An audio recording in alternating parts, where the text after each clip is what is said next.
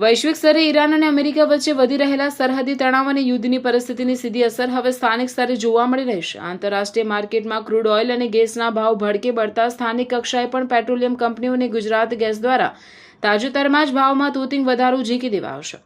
સતત વધી રહેલા ઈંધણના ભાવ સામે હવે અંકલેશ્વર અને ભરૂચના રિક્ષા ચાલકોમાં ભારે આક્રોશ જોવા મળી રહ્યો છે અને તેઓ ભાવ ઘટાડાની માંગ કરી રહ્યા છે। અંકલેશ્વર અને જીઆરડીસી વિસ્તારમાં હજારો પરિવારો રોજગારી માટે રિક્ષા વ્યવસાય પર નિર્ભર છે।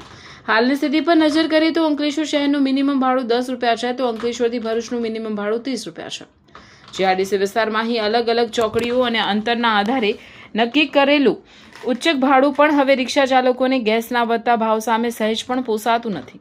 આ અંગે રિક્ષા ચાલકો જો સરકાર સીએનજી પર સબસિડી કે ટેક્સમાં રાહત નહીં આપે તો આગામી દિવસોમાં અમારે ના છૂટકે આંદોલનનું રણશીંગું લેવું પડશે અથવા તો સત્તાવાર રીતે ભાડા વધારાની માંગ કરવી પડશે।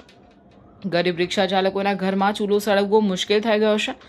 અત્રે ઉલ્લેખનીય છે કે આંતરરાષ્ટ્રીય યુદ્ધની પરિસ્થિતિ વચ્ચે સરકારે સ્થાનિક ટ્રાન્સપોર્ટ અને સામાન્ય જનતાને રાહત આપવા માટે વેટ કે એક્સાઇઝ ડ્યુટીમાં ઘટાડો કરવો અનિવાર્ય બન્યો છે, નહીં તો રિક્ષા ચાલકોની સાથે સાથે સામાન્ય મુસાફરોનો ગજવાનો બોજ પણ અસહ્ય થઈ જશે।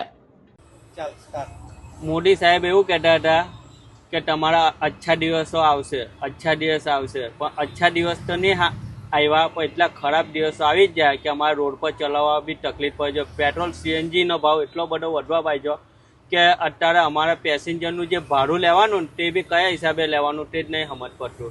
કે સીએનજી ભરાવા જઈએ તો 300, 350 ને 400 રૂપિયા બી થઈ જાય। હવે અમારા આખો દિવસનો ધંધો હોય 500 રૂપિયા કે બહુ 600 રૂપિયા ધંધો થાય, તો પછી અમે સીએનજી ભરાવીએ કે પછી અમે ઘરે લઈ જઈએ, એટલે અમારે બહુ તકલીફ પડશે કે અમારે ભાડા બી કયા આધારે અમે લોકો છે ભાડું વધારીએ તે જ નહીં સમજ પડતી કે ભાડું વધારવું બી અમારે તકલીફ પડે છે। હવે કે ભાડું વધારવું તો પછી પેસેન્જર નહીં આવે, એટલા માટે અમારાથી હવે ભાડું બી નહીં વધારાય ને અમારી એક જ વિનંતી છે કે સીએનજીનો ભાવ ઓછો થાય તો બહુ સારું રહે।